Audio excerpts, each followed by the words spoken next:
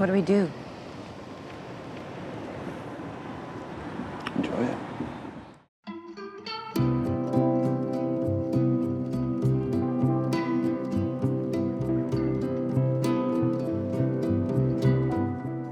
저의 이터널 선샤인 리뷰에서는 이 영화의 주인공 조엘과 클레멘타인, 그들의 기억을 담은 장면들을 먼저 시간 순서대로 재구성하여 살펴보고 그 다음엔 둘 사이에 있었던 감정과 기억, 그리고 사랑과 선택에 대해 심층적으로 이야기해보려 합니다.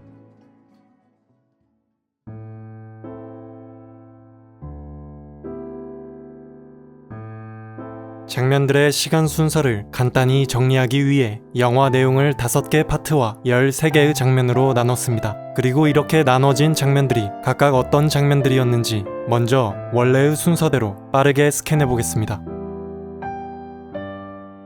조엘이 일어납니다. 이날은 발렌타인데이였죠. 그는 몬톡 바닷가에 가서 클레멘타인을 만났습니다. 둘은 찰스강에 다녀왔고 아침이 되었습니다. 여기까지가 파트 A입니다. 조엘이 울면서 운전하는 장면으로 전환되며 파트 B가 시작됩니다. 발렌타인데이 전날입니다. 조엘이 기억을 삭제하려고 한 날이죠. 파트 B부터는 클레멘타인과의 추억들이 최근부터 삭제되며 시간은 거꾸로 흘러갑니다. 발렌타인데이 3일 전 그녀가 기억을 삭제했다는 것을 알게 된 날입니다. 새벽에 그녀가 술에 취해 들어옵니다. 조엘은 케찹으로 장난을 칩니다. 벼룩시장에서 둘은 싸웁니다. 그녀는 그의 이야기를 듣고 싶어 합니다. 둘은 이불 속에서 대화를 나눕니다. 처음으로 찰스강에서 데이트를 했던 날입니다. 이 다음부터는 파트 C로 넘어갑니다. 파트 C에서는 조엘이 기억을 삭제당하기를 거부하며 자신의 어린 시절같이 그녀에 대한 추억과 상관없는 기억 속으로 도망치기 시작합니다. 그러다 다시 이어서 그녀와의 추억이 삭제되며 파트 D로 넘어갑니다. 파트 B에 이어서 더 과거의 기억으로 가죠. 조엘은 그녀가 일하는 서점에 찾아갑니다. 그들이 처음 만난 날입니다. 그렇게 그녀와의 추억이 전부 잊혀지고 그는 일어납니다. 그리고 파트 2는 첫 장면과 이어지죠. 찰스강에서 돌아온 그들은 라쿠나사에서 보낸 우편을 받게 됩니다. 자, 이제부터는 이 13개의 장면들을 시간 순서대로 살펴보며 그들의 이야기를 정리해 보겠습니다. 그들이 처음 만난 날입니다. 둘은 서로에게 끌려 함께 시간을 보내다가 어두워진 밤이 되어 그녀는 어떤 빈집에 몰래 들어가서 그와 놀고 싶어 했지만 소심한 그는 겁이 나서 먼저 나와 가버렸습니다. 조엘이 클레멘타인을 만나러 서점에 직접 찾아갔지만 저번에 그가 쫄아서 자기를 혼자 두고 튀었기 때문에 그녀는 좀 열이 받아 있습니다. 하지만 자신을 만나고 싶어하는 그가 싫지는 않았죠. 그래서 나랑 만나려면 지금 만나는 사람과 확실히 정리부터 하고 오라고 했습니다.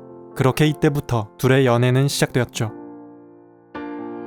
연인이 된 둘은 어느 날 얼어있는 찰스강 위에 나란히 누워 정말 행복한 시간을 보냈습니다.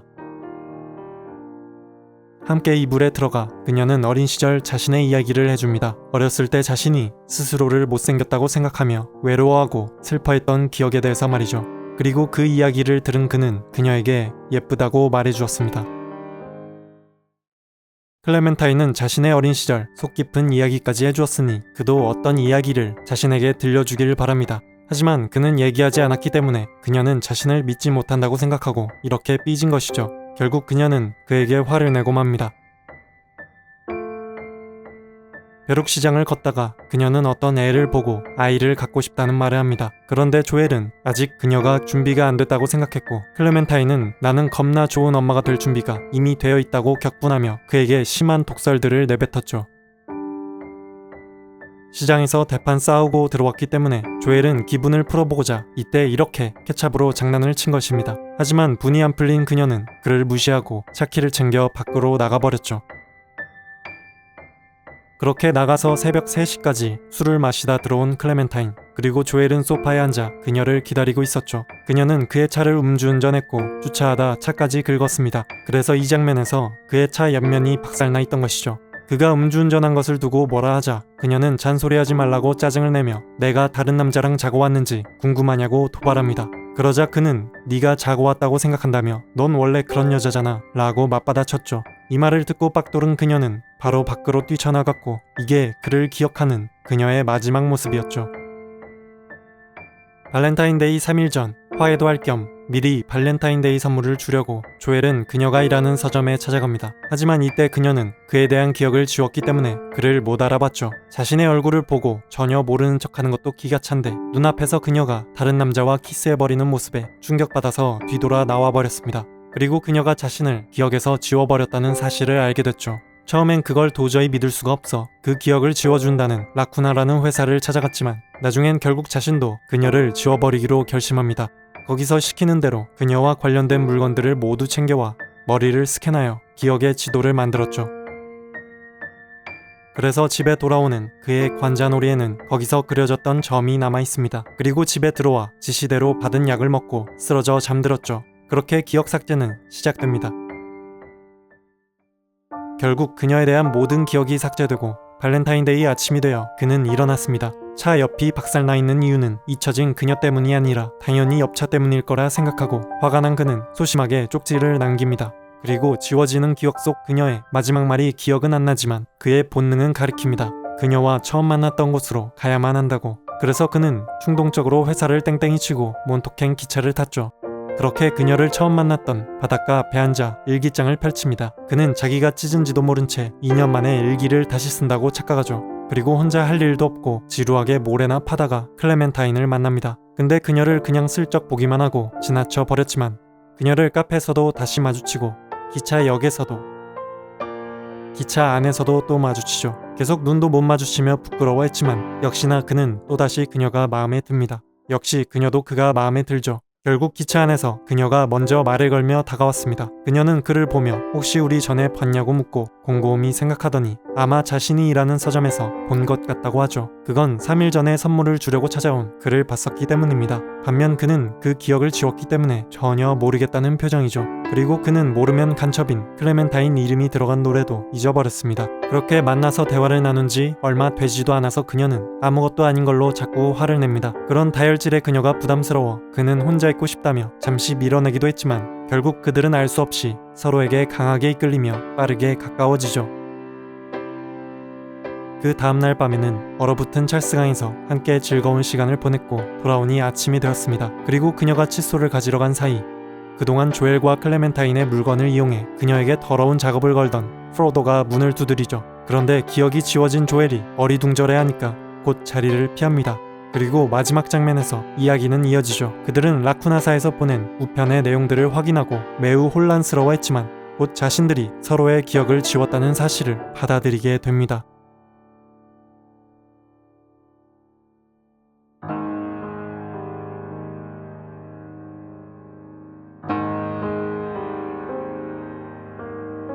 이곳에 기억을 지우러 온 이유가 상실감 때문인 사람들이 많죠. 부정적 감정은 매우 강력합니다. 행복을 집어삼켜 오히려 더 큰 고통으로 바꿔버리죠. 평소라면 느낄 수 있었던 다른 감정들은 멀게만 느껴지고 슬픔이나 분노에 깊이 파묻혀 버립니다. 상실감에 빠졌을 때 소중한 기억이 있을수록 그리움은 크고 견디기가 힘듭니다. 역설적으로 정말 소중하지만 그래서 그것을 버리고 잊고 싶어지죠. 그도 그녀가 하루아침에 자신을 완전히 기억에서 지워버렸다는 충격적인 상실감, 슬픔과 분노를 못 이기고 결국 자신도 기억을 지워버리겠다는 결심을 합니다. 최근에 둘은 자주 싸웠었죠. 서로의 생각 차이에 지쳐 있었고 사소한 걸로도 금방 신경이 날카로워졌으며 권태감을 느끼고 있었죠. 그러다 서로에게 점점 크게 상처를 내더니 결국엔 모든 것을 없었던 것으로 하기로 합니다. 그런데 그렇게 그들 사이에 안 좋았던 기억과 감정들을 하나씩 걷어내자 지금 삭제하려는 것들 중에는 자신에게 있어 평생 지우고 싶지 않은 소중한 기억들이 있었음을 알아차리게 됩니다. 이런 기억들까지 모두 삭제되려 하자 그는 정신을 차리고 자신의 선택을 후회하게 되죠. 그리고 이제는 어떻게든 그녀와의 소중한 기억들을 지켜내려고 그가 발버둥치기 시작하면서 이야기는 전환점을 맞이합니다. 하지만 결국 되돌이킬 수는 없었습니다. 그래서 그는 자신이 했던 선택을 받아들이고 지금 기억 속에 함께하고 있는 그녀와의 순간들을 즐기기로 합니다.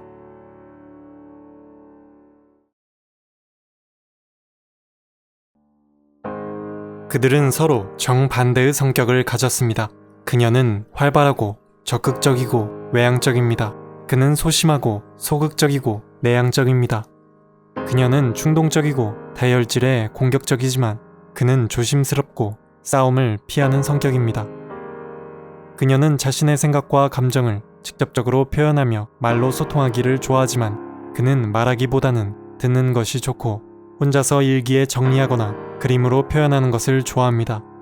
제가 봤을 때 분명 이 둘은 이렇게 서로 반대적인 모습에도 매력을 느끼고 끌렸을 겁니다. 그는 항상 무미건조하기만 했던 자신의 온기 없는 삶을 그녀가 구원해 줄 거라 믿었습니다. 그녀는 불꽃처럼 뜨겁게 이리저리 흔들리는 자신을 그가 감싸 안아 줄 것이라 믿었습니다. 하지만 결국 서로 다른 성격 탓에 갈등은 피할 수가 없었죠. 그리고 점점 둘 사이에는 균열이 생기기 시작합니다. 그는 그녀가 불안했고 그녀는 그가 답답했죠.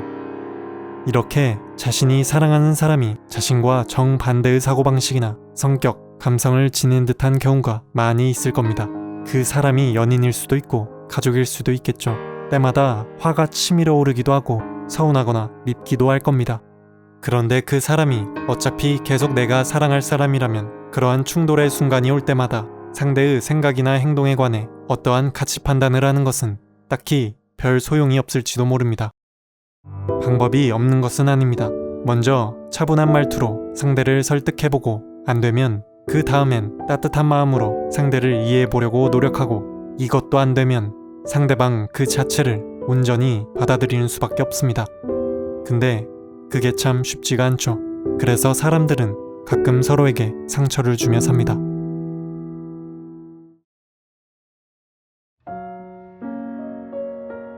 후회하고 발버둥 쳐보기도 했지만 결국 그들의 기억은 모두 지워졌고 그것은 마치 새로운 삶이 시작되는 것 같았습니다.